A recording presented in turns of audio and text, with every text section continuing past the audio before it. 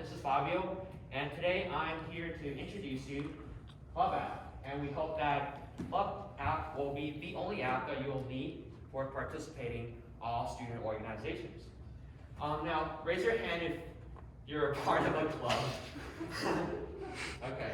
Now, keep your hands up if you joined the club through online web browsing, like Google it. So, yeah, like 5 out of 50 of us here. And that, for those of you that haven't heard of that thing, I know exactly what you're feeling, because I've been through that horrible problem of inefficient online searching for clubs.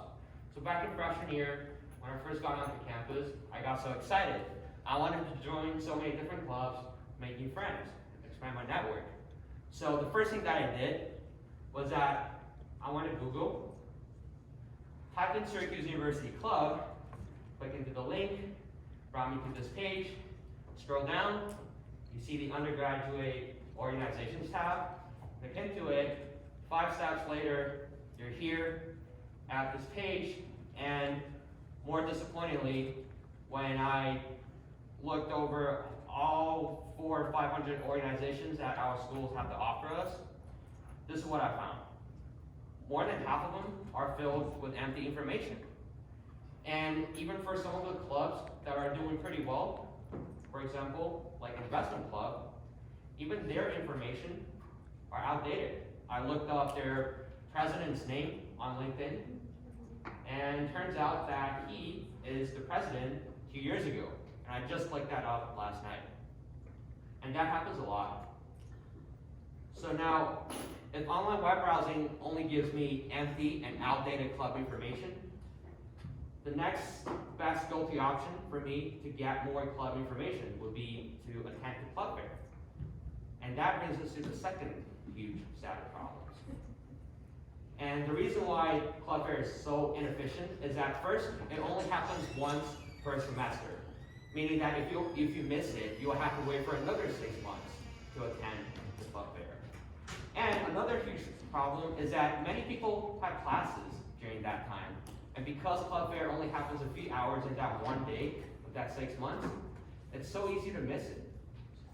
And for those of you who have been to that kind of event, you would know that it's normally overcrowded. You see over hundreds or thousands of people on the quad, right, squeezing around each other in front of the 300 plus booths that we have.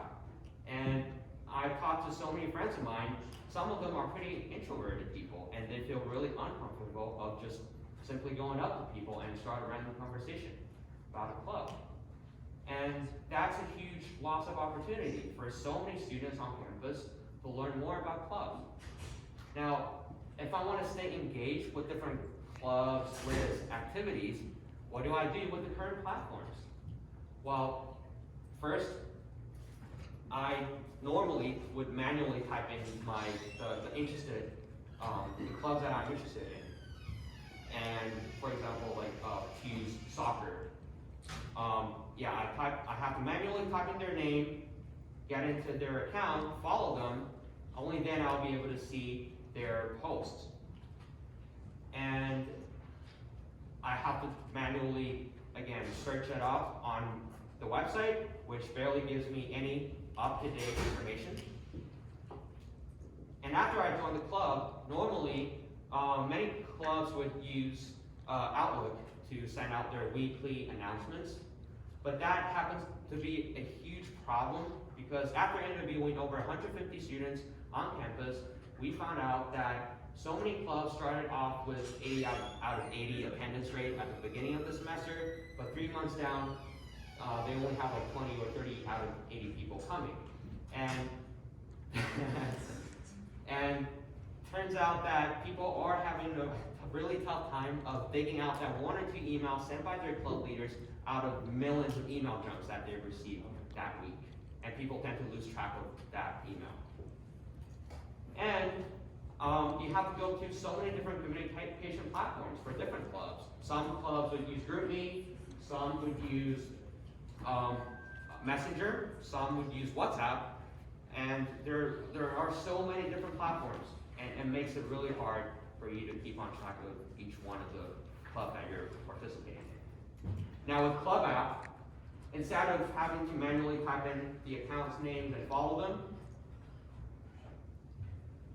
we allow you to explore all the posts made by different clubs from different universities all across the globe. And you can narrow the search range down using our filter feature. And instead of going through the inefficient online web browsing that barely gives you any information, we built a function just for you to search up all the clubs as if you're searching a song on Spotify. And you're only one click away from your favorite club. And instead of going through your millions of email chunks, we built a separate function just for you to keep on track of all the clubs that you're a part of or in charge of. And even better, for club leaders, simply go to the top right corner, hit the plus button, and that is where you can add your club to our platform. And for those of you who are interested in forming an interest group or wants to form a club, you're allowed to create your group there as well. And that is actually how the London study of broad group that you see here started. And besides that, instead of going through 5 different communication platforms, we built a chat function that is so robust that automatically creates a group chat for your group when you add that group on our third function. But at the same time, you're still allowed to create private chats and group chats between you and your friends. And that is all in one platform. Here at Club, you can explore, engage, and expand. Please give us a download and join Entrepreneurship Club. Please pull out your phone.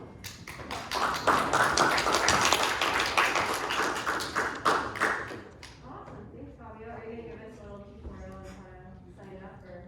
Oh yeah, sure. But first, everyone should scan the Linktree link, QR code, and go to App Store or Google Play to download it. And you can use like Google Sign Up to quickly get your account.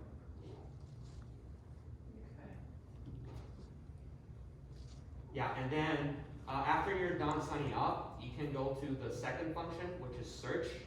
On top of it, if you just horizontally swipe to the right, you should be able to see Entrepreneurship Club and just hit join. And then Taylor will be accepting all of your join requests, our lovely vice president here.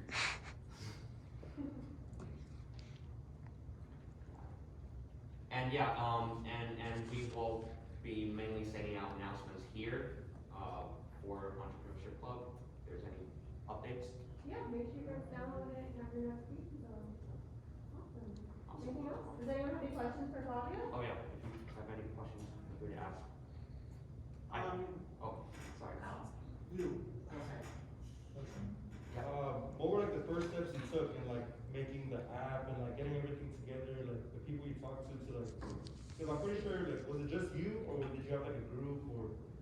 Yeah, so I started off, I had this idea at the end of freshman year, and I officially started it in August 2020, but that time I haven't taken a single like coding course yet, but at the same time I know that it's really important to just especially in the software industry, it's really important to get your MVP out there, have people test it, and get feedbacks as soon as possible, and also improve based on their feedbacks, and repeat that product iteration process until you find the product market fit. So what I did was that I used a $10,000 scholarship that Whitman gave me, and I hired an outsourced Indian development team,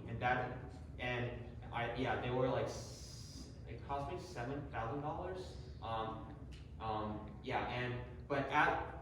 As for work, I hand sketched each of the single details of how each screen should look like on my note, and then I sent it to them, and they turned that into real like code.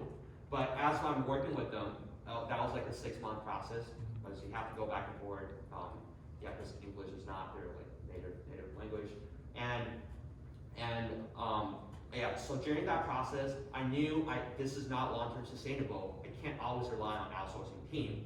So I reached out to all of my, literally every single childhood friend of mine, and yeah, 2 of them were really down to working with me, and one of them just happened to know how to code. He's doing like molecular biology and computer science at UC Berkeley, and he's had some friends to do coding, like building, had some experience with mobile app building, and they joined our team. And I reached out to this other art friend who goes to a random art school in Chicago. He has some friends from RISD and Parsons, and they joined our team as well. So now we are a team of 14 college students. We have our own, like a full squad, like UI UX design team, as well as development team and marketing team. Thank you. Great question. Yep. How many users do you have currently? Uh, How many schools? We just launched a few weeks ago, and now we have around 90 users. 90 users. Okay. Yeah, and we're only starting in Syracuse, Tufts, a small liberal arts college in Boston, and RISD for now. Yeah, because that's where our own members are from. Awesome. Any other questions? Any more questions?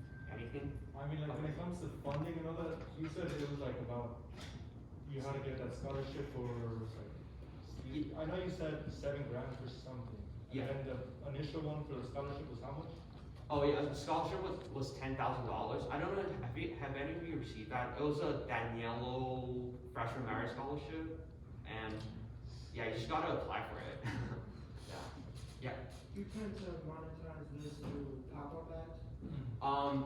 Yeah, that's a great question. So many people ask me that, like, oh, how are you gonna monetize it? And I like for the past whole year, I'm an international student. I'm from Shanghai, and every night when I go to bed, I listen to a Y Combinator series lecture. If you don't know that, you have to go watch it. If you're into startup, especially in tech, you have to go watch Y Combinator series.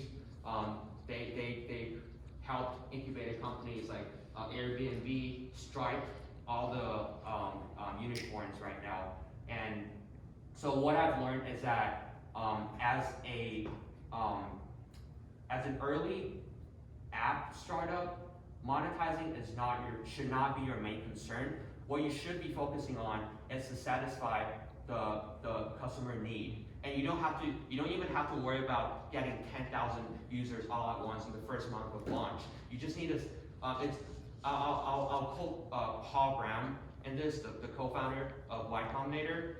He said it's you would want to have 10 customers that absolutely love using our product than having 1 million users that just kind of like the product. So my team and I, like our main focus right now is to get that just the first few clubs really like using our app, and that is a great thing about our startup is since we're a small startup, if Sophia or anyone from eBoard or anyone a part of Entrepreneurship Club, you guys don't like something, let me know. We're gonna make it. We're gonna improve the experience for us to make our club bigger and get more people involved on campus. And yeah, so having a large amount of active users is much harder than monetization. Once you have enough amount of active users, it's really easy to turn that into cash flow. There are so many different models to monetize, right? Like for example, following Netflix and YouTube, you have a subscription model, and if you look at yourself as a social media platform, you tend to have in-app advertisement like we've been seeing from the feed page of Instagram or Facebook. Or you can do like a freemiumship model like Spotify is doing. Like maybe we can offer some exclusive features for the paid clubs. That could be another way, but none of that would work if people don't like using our product. So, yeah, going back to my first point, my team and I like our focus for the next 2 years is not to get, not to focus on monetizing, is to focus on satisfying the first set of customers. Hopefully that helps. Any more questions? Was someone there gonna ask something? Someone right here. I think it was the same question. Oh, okay. Okay, awesome, thanks everyone. Thank you for your time. Fabio, if you Yeah. could turn the lights back. Oh, yeah.